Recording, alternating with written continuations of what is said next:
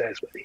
चलिए ठीक है, ये तो कुछ बड़े सेक्टर्स की बात हो गई। समीर, एक और इशू जिसने ग्लोबल हेडलाइंस को डोमिनेट किया, और थोड़ा आप अगर इसको समझा सकें हमारे व्यूअर्स के लिए कि इससे कोई खतरा है कि नहीं, जो मैं बात कर रहा हूँ क्रेडिट स्विस की, जो यूरोपियन बैंक्स में, और यूरोप की इस समय एक बात हर कोई मान रहा है कि यूरोप की इस समय हालत काफ़ी ख़राब है, तो उसका कोई कंटेजन आ सकता है? क्योंकि कई लोग डर जाते हैं जब हेडलाइंस छपती हैं कि is this the Lehman moment, तो थोड़ा डर वापस आ जाता है लीमन वाला। तो वैसा डरने की ज़रूरत है या ऐसा कुछ नहीं है? नहीं, उसके कोई डर की बात नहीं है। अगर आप एक्चुअली बैंक्स का वो देखें तो उनके बैंक्स के क्या कहते हैं रिजर्व्स बहुत ज्यादा हो गए हैं, काफी हो गए हैं, because of central bank learning from 2008।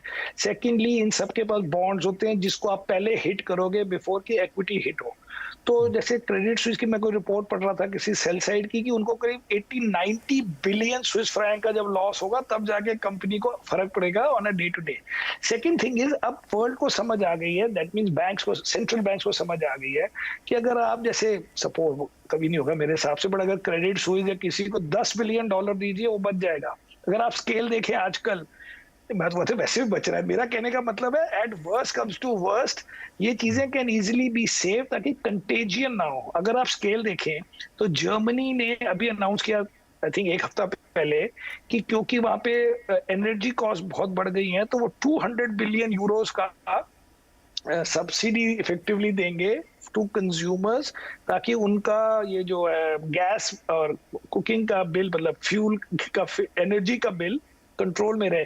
तो उस स्केल में बातें होती हैं। तो अगर किसी को 5-10 बिलियन चाहिए वो बचाने के लिए, अगर बचाने के लिए चाहिए, कोई कंटेजियन नहीं हो सकता। लेकिन मुझे लगता है कि जरूरत ही नहीं पड़ेगी। चलिए, जरूरत ही नहीं पड़ेगी। तो ये इशू नहीं है। इशू ये है कि यूरोप में वीकनेस है, इकोनॉमी में वीकनेस है, बट ये जो बैंक्स हैं आजकल काफी सालों से इन्होंने अपनी लेवरेज कम कर दी है, इन्होंने अपने रिजर्व्स, लाइक इनके कुछ 13-14% रिजर्व्स हैं जैसे। Plus if you look at डॉइचे bank वगैरह, उनके उन्होंने जो बेसिक बिजनेस कर दिया वो है कि सेविंग्स डिपॉजिट कलेक्ट करो और नॉर्मल बैंक की तरह बिहेव करो, और बाकी चीजें हैं। लेकिन जब आप स्विस बैंक सेंट्रल इफेक्टिवली वहां का प्राइवेट सेक्टर है, लेकिन वहां का स्ट्रीट बैंक है, दैट मीन नॉर्मल ब्रांचेस होती हैं। उनका प्राइवेट बैंक, स्विट्जरलैंड के दो ही रियल मोटे प्राइवेट बैंक्स हैं, यूबीएस एंड क्रेडिट स्विस। इनमें से अगर किसी को इफेक्ट हो जाए तो आपका कंट्री का बिजनेस मॉडल ही खत्म हो गया, तो कुछ नहीं होगा। मुझे लगता है इनसे कोई ये कंटेजियन नहीं होगा। और ये कंसेंसस बनता जा रहा है अभी कि अगला जो 3 या 4 साल है वो मैन्युफैक्चरिंग पर फोकस करिए इंडिया में। आप बिलीव करते हैं उस थ्योरी में? और कोई स्टॉक्स या कोई सेक्टर्स जो आपको अच्छे लगते हैं मैन्युफैक्चरिंग में?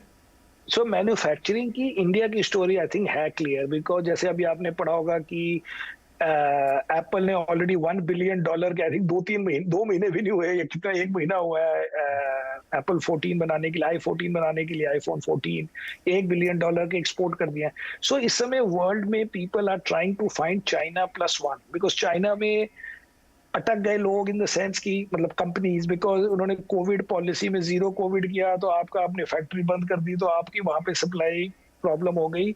या सेकेंडली, आजकल मुझे लगता है कि यूएस कंपनीज या यूएस एडमिनिस्ट्रेशन चाइना को ये नहीं गिनता कि एक पुअर इमर्जिंग कंट्री है तो मैं हेल्प करता हूँ, उनको अपना कंपेटिटर गिनता है।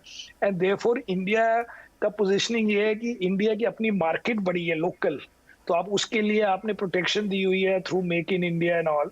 और उसके बाद अब आपने पीएलआई स्कीम कर दी, और जनरली लोकल मार्केट के लिए तो प्रोडक्शन करना बड़ा आसान है, क्योंकि आपके 15-20% तो कस्टम्स ड्यूटी के ही बच जाएंगे। सो इंडिया में मैन्युफैक्चरिंग तो होएगी और हो रही है। लेकिन अगर आप स्टॉक्स देखें तो बहुत ज्यादा स्टॉक्स नहीं नजर आते, क्योंकि many of the stocks are these assembly companies, इनके मार्जिन बड़े कम होते हैं। तो एक्चुअली इसको पहले ऐसे देखना चाहिए कि इंडिया के लिए अच्छा है, जॉब क्रिएशन के लिए अच्छा है, जॉब्स एट लोअर लेवल के लिए अच्छा है, assembly jobs, jobs for women जो फिक्स टाइम में फैक्ट्री में काम कर रहे हैं रादर देन की कंस्ट्रक्शन कर रहे हैं और ये सब अनऑर्गेनाइज एक्टिविटीज कर रहे हैं। स्टॉक्स में हम तो डायरेक्टली कोई स्टॉक कह नहीं सकता मैं इस समय की मेरे पास है, broadly speaking, but I think it is very very positive for India. Okay, अच्छा, ये जो आपने बात करी कि इंडियन मार्केट ने जो 14% का एक कंपाउंडेड रिटर्न दिया है रुपी टर्म्स में और 10.5% डॉलर टर्म्स में, 10.1, तो समीर आगे विजिबिलिटी है कि अगले 15 साल में भी ये रिटर्न्स ऐसा आएंगे? क्योंकि अभी एक बार बेस बढ़ जाता है तो उसके बाद फिर सोचना पड़ता है। 15 साल पहले मार्केट बहुत छोटा था। हाँ, इसलिए हाँ। मैं कह रहा था कि अगर आप यूएस मार्केट का 25 साल का रिटर्न देखें तो वो डॉलर टर्म्स में 8% पर एनम है, तो वो भी 12% है। तो ये कोई जरूरी नहीं है कि इस बेस पे नहीं बनते। सेकंड है, अगर आप एक कॉन्सेप्ट है, आप गूगल में देखें, इक्विटी रिस्क प्रीमियम, तो वो हर कंट्री का उन्होंने ना 100 साल का डेटा निकाला हुआ है कि क्या क्या मार्केट का रिटर्न है ओवर से 10 ईयर पीरियड, एंड क्या उस कंट्री के गवर्नमेंट बॉन्ड का रिटर्न था। अब वो जो डिफरेंस है, जो इक्विटी मार्केट ज्यादा रिटर्न देती है, उसका रेंज आप देखो 5 to 7% होता है।